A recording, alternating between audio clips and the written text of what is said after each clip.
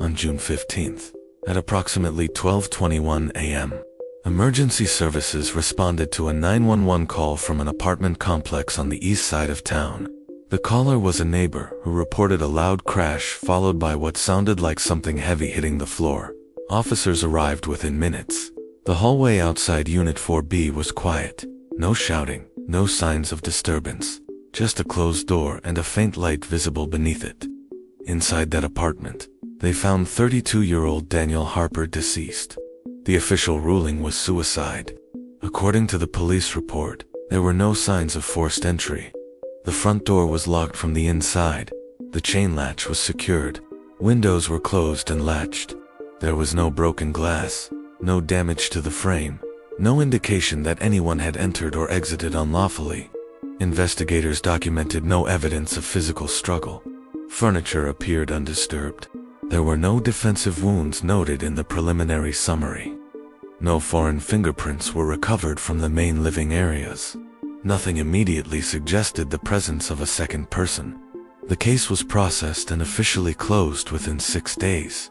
To investigators, it appeared straightforward. Another tragic but simple conclusion. A man, alone in his apartment. A late-night incident.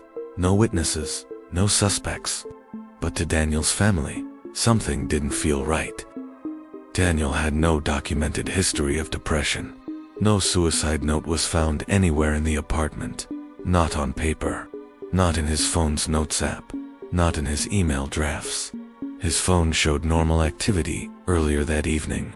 Casual messages with a coworker about a deadline, browsing history that included random videos, and a news article, and even a food delivery order placed at 9:17 p.m. The receipt showed he had tipped well. The delivery photo confirmed the food had been left at his door. There were no obvious warning signs. Friends later said he had been planning a weekend trip. His sister mentioned he had called her 2 days earlier to talk about visiting their parents the following month. Nothing in his recent behavior suggested finality. Nothing sounded like goodbye. But there was one piece of evidence that never appeared in the final report. An audio recording. Daniel had a habit that few people knew about. Before going to bed, he would open the voice memo app on his phone and record short reflections. Sometimes it was about work. Sometimes it was about random thoughts he didn't want to forget. According to a close friend, he once said recording helped him clear out the noise in his head before sleeping. On the night of June 14th, at 11:48 p.m., Daniel started another recording. The file name was automatic. Just a tone. The first few minutes are uneventful. You can hear the low, steady hum of a ceiling fan. Occasional fabric movement, likely from him shifting under a blanket. His breathing sounds calm. There is no distress in his tone. Then, at around the 3-minute mark, Daniel speaks. "I think someone's inside the apartment." His voice doesn't sound panicked. It almost sounds confused. He lets out a small laugh afterward, like he's embarrassed for saying it. Maybe he thought he imagined something. There's silence for several seconds, then a faint sound. It's subtle, easy to miss if you're not listening carefully. It resembles fabric brushing lightly against a wall, or perhaps a sleeve grazing a doorframe. It does not sound mechanical. It does not sound like the fan. Daniel stops moving. His breathing changes. "Hello?" he calls out, not loudly, just enough to test the room. There is no reply. The police report makes no mention of any unusual sounds that night prior to the incident. No neighbors reported hearing footsteps inside his unit. The walls in that building were known to carry noise, yet no one claimed to hear voices. On the recording, however, something continues. Footsteps. They are not heavy, they are not rushed. They are slow and evenly spaced. The pattern suggests deliberate movement, not pacing, not stumbling, walking, and they do not sound distant. They sound like they are inside the apartment. Daniel whispers something under his breath. It's difficult to make out without enhanced audio, but it appears, he says, that's not possible. The bed creaks. The subtle shift in acoustics suggests he stands up and moves closer to the bedroom door. The wooden hinge produces a low, drawn-out sound as it opens. That detail matches the scene photographs taken later. His breathing grows sharper. He steps into the living room. The ambient echo changes, confirming he has left the smaller bedroom space. You can hear the faint vibration of what might be the refrigerator from the kitchen area. "Who's there?" he asks again, louder now. There is a pause, and then something that has never been publicly explained. A voice. It is faint, barely above the background hum. But when the audio is amplified and filtered to reduce static, the sound becomes clearer. It appears to say his name, Daniel. The tone is low, calm, almost steady. It does not sound like Daniel. It does not match his pitch or cadence. Some have argued it could be electronic interference. Others suggest auditory pareidolia, the mind interpreting random noise as speech. But those who have listened carefully insist it has structure. It has intention. Daniel's breathing quickens immediately after the sound. "Stop," he says, not angrily, not loudly, but urgently. There is the sound of movement again, a subtle shuffle that does not align with Daniel's own steps. Then, a loud crash interrupts the recording. It's sudden, sharp. Something impacts a surface hard enough to distort the microphone for about 3 seconds. After that distortion clears, Daniel is heard repeating the same phrase. "I didn't do it." He says it multiple times, each repetition slightly more desperate. "I didn't do it." There is no context for that statement in the official findings. No evidence he was accused of anything. No ongoing investigation into his behavior. Nothing that explains why he would utter those words in that tone. The audio file ends at 11:58 p.m. Time of death was officially recorded at 12:21 a.m. That leaves a gap of 23 minutes. During those 23 minutes, there is no additional recording. No outgoing phone calls. No emergency dial attempt. No messages sent. His phone was later found on the living room floor, screen facing upward, battery still functional. The final 2 seconds of the audio file contain something else. A whisper. It is very close to the microphone. Closer than Daniel had been standing during most of the recording. The voice is steady. It was never suicide. The phrase is clear when enhanced. Law enforcement has never publicly addressed that line. In fact, they have never acknowledged the existence of the recording in official documents released to the family. When Daniel's sister brought the file to an independent audio analyst, she was told that while environmental distortion exists, the second voice cannot be conclusively dismissed as random interference. The spectral patterns show characteristics consistent with human speech. Still, the case remains closed. No forced entry, no foreign fingerprints, no documented second individual. But unanswered questions remain. If Daniel was alone, who is heard speaking his name? If there was no struggle, what caused the crash captured at 11:55 p.m.? Why does his voice sound as if he is responding to someone present in the room? And most importantly, what happened in the 23 minutes between the end of the recording and the officially recorded time of death? Sometimes cases are closed because the evidence is overwhelming. Other times, they are closed because there isn't enough visible evidence to justify continuing. Daniel Harper's death sits in that quiet space between certainty and doubt. The paperwork says suicide. The timeline suggests something else. And the audio from that night continues to circulate privately, passed between those who believe that what happened inside Unit 4B was not as simple as the report claims. Because sometimes, the most disturbing detail isn't what you can see in a crime scene photograph. It's what you can hear in the silence. And once you hear it, it's very hard to accept the official version ever again. In the quiet hum of a modern apartment, Daniel found solace in a peculiar ritual. Each night, before sleep claimed him, he'd record a voice memo. It was a coping mechanism, a way to combat the profound isolation that had settled in during the long, silent months of the pandemic. His recordings were mundane, a tapestry of daily life, work frustrations, fleeting observations, the endless to-do lists that defined his days. But on June 14th, at precisely 11:48 p.m., Daniel began a recording that would shatter the mundane and plunge him into an unseen terror. The recording started like any other, a familiar comfort. He exhaled slowly, a sigh of the day's end. Then, a subtle shift. He whispered, almost to himself, "I think someone's inside the apartment." A nervous laugh. A dismissive, "That's stupid." But the unease lingered. Then, a faint sound, barely perceptible, fabric brushing against a hard surface, like clothing grazing a wall. Daniel stopped speaking. His breath held. Slow, evenly spaced footsteps emerged, not echoing from a hallway, but contained, close.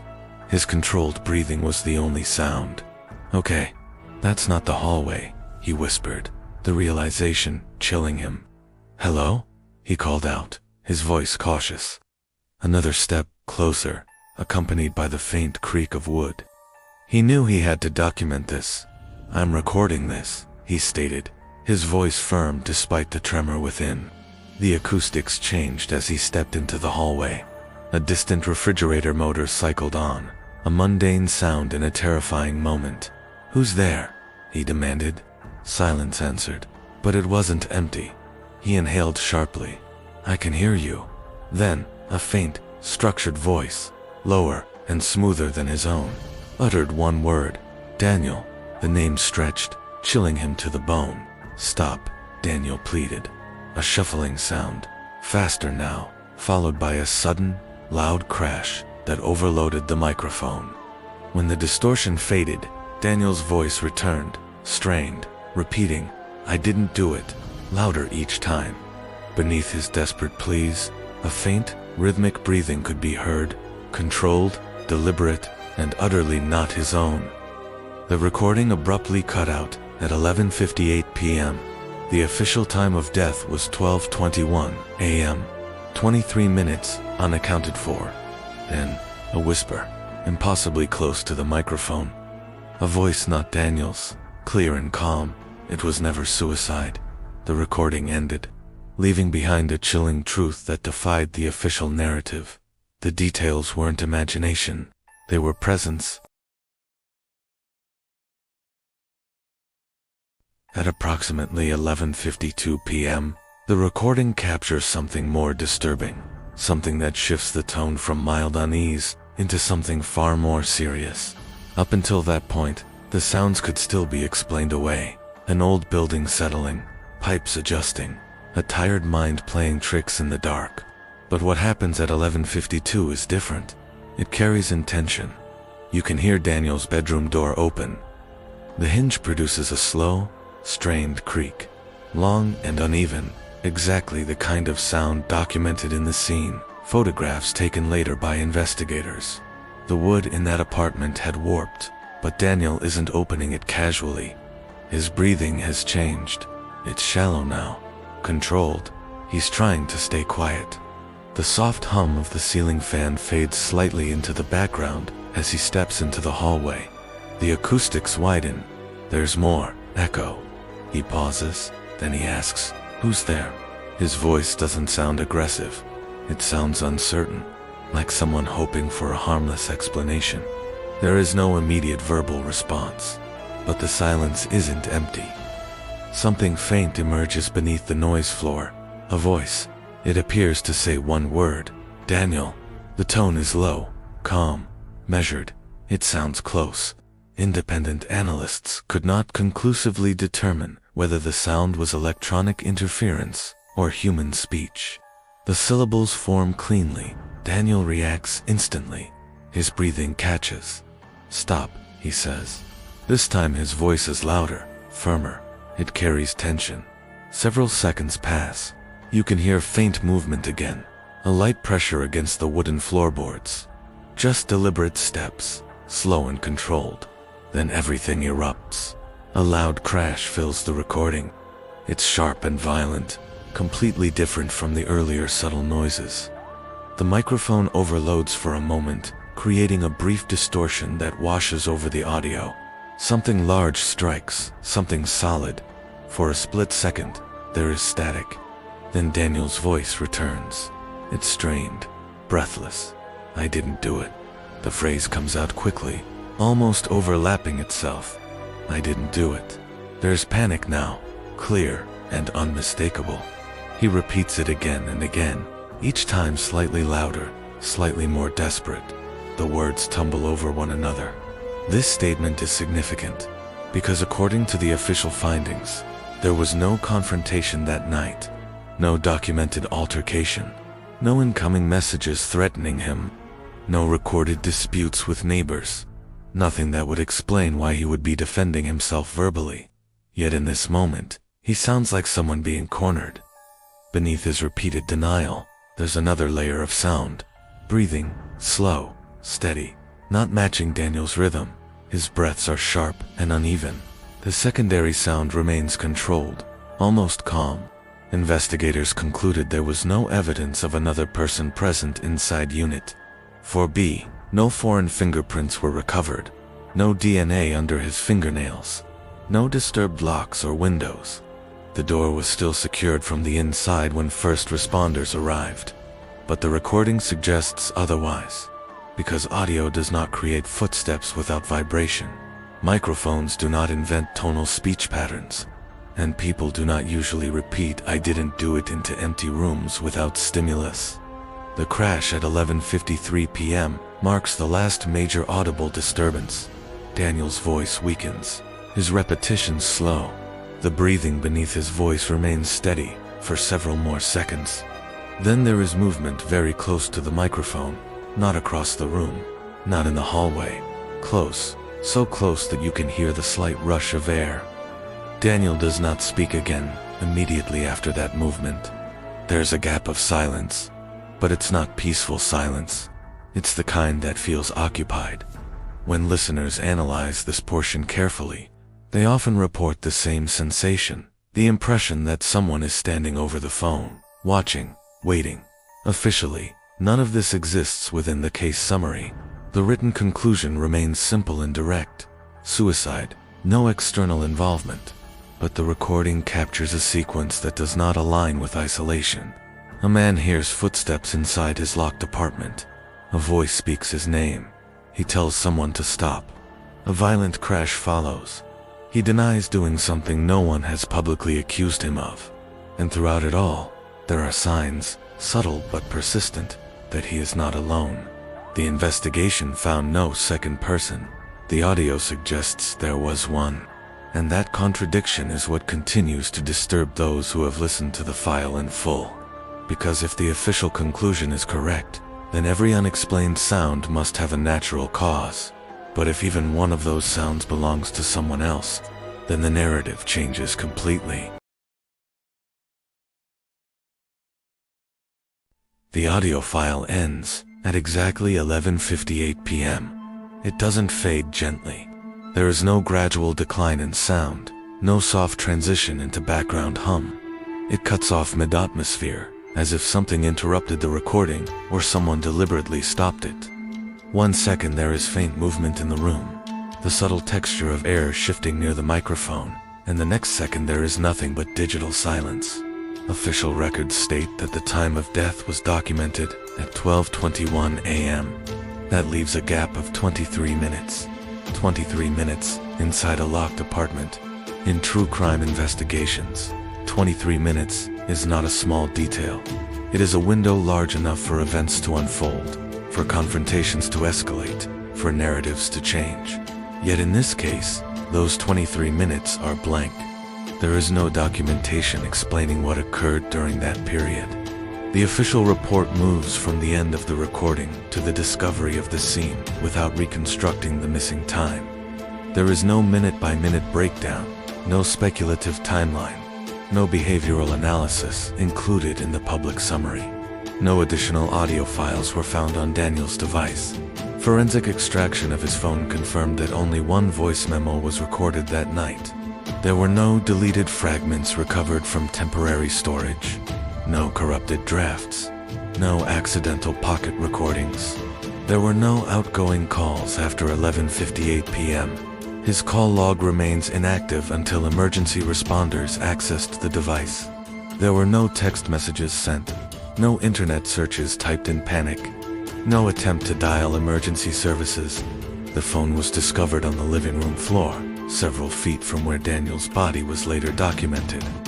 It was not damaged. The battery level remained sufficient. The screen functioned normally. There were no signs of forced entry after the initial search. The front door was still locked from the inside when officers arrived.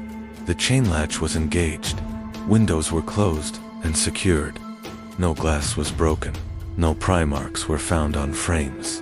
No tool impressions were documented in the forensic photographs. On paper, the physical evidence appears consistent, but audio does not exist on paper. At the very end of the recording, within the final 2 seconds before the cut, there is a whisper. It is not loud. It does not dominate the soundscape. It exists beneath the threshold of casual listening. Many who first hear the file do not catch it until it is replayed with headphones and increased volume. It does not match Daniel's voice profile. Throughout the recording, Daniel's tone carries certain identifiable traits. Under stress, his breathing becomes uneven. His vowels stretch slightly. There is a tremor when he repeats phrases. The whisper at the end does not carry that tremor. It is steady, composed, measured. Audio enhancement reveals a clear phrase. It was never suicide. The consonants are crisp enough to distinguish. The spacing between the words is deliberate. There is a brief inhale before the sentence begins, and a soft exhale after it ends. The voice is positioned extremely close to the microphone, close enough that the subtle air pressure slightly distorts the input. It does not sound like someone across the room. It sounds like someone standing directly over the device. The source of the whisper remains unidentified. Independent audio analysts who reviewed the file have offered cautious interpretations. Some suggest the possibility of electronic artifact, a rare but not impossible distortion pattern created during compression. Others argue that artifacting rarely forms structured language with consistent syllable timing. No conclusion has been universally accepted. When Daniel's family submitted the recording to authorities for further review, they hoped it would trigger a re-evaluation of the timeline. They expected questions about the secondary voice heard earlier in the file.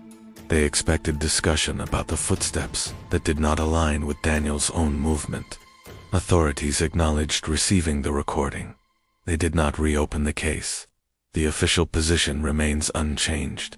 Suicide. No evidence of a second individual present. No criminal investigation initiated.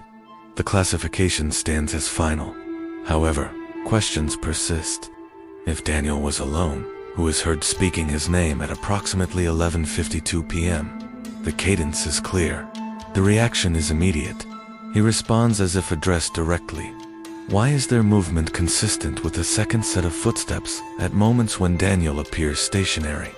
The rhythm of weight against wood suggests displacement independent of his own breathing pattern. What caused the loud crash that distorted the recording? Scene documentation lists no object in the living room overturned with enough force to match the acoustic intensity captured in the audio. What happened in the 23 minutes unaccounted for? That gap remains untouched in official language. It is simply a transition point between the last recorded sound and the confirmed time of death. And perhaps most troubling, why was the audio never included in the official findings? Why does the final report contain no reference to Daniel expressing fear of someone inside his apartment? Why is there no notation regarding the unidentified voice? In true crime, documentation shapes perception. What is written becomes accepted history. What is omitted often fades into obscurity. Some cases are closed by paperwork. A signature authorizes finality. A digital status changes from open to closed. The file is archived. Other cases are closed by silence. Silence from institutions. Silence from follow-up inquiries. Silence where explanation should exist. Daniel Harper's case may be both. On record, it is straightforward. A solitary event. No third-party involvement. No unresolved suspects. But in audio form, it tells a more complicated story. A man hears footsteps inside a locked apartment. A voice speaks his name. He responds to something unseen. A violent crash interrupts the space. He repeats, "I didn't do it," as though defending himself against accusation. Then, 23 minutes later, he is gone. The final whisper does not plead. It does not threaten. It corrects. It was never suicide. Whether that phrase is evidence of another presence, a psychological break, or something else entirely, remains undetermined. What is clear is that it contradicts the certainty of the official narrative. As long as the timeline contains an unexplained gap, and as long as the secondary voice remains unidentified, doubt remains part of the record, even if it is not written into it. Because sometimes the most important evidence is not what investigators fail to find. It is what they choose not to address. And sometimes the difference between a closed case and an unsolved mystery is not new information. It is the willingness to listen again, very carefully, all the way to the end.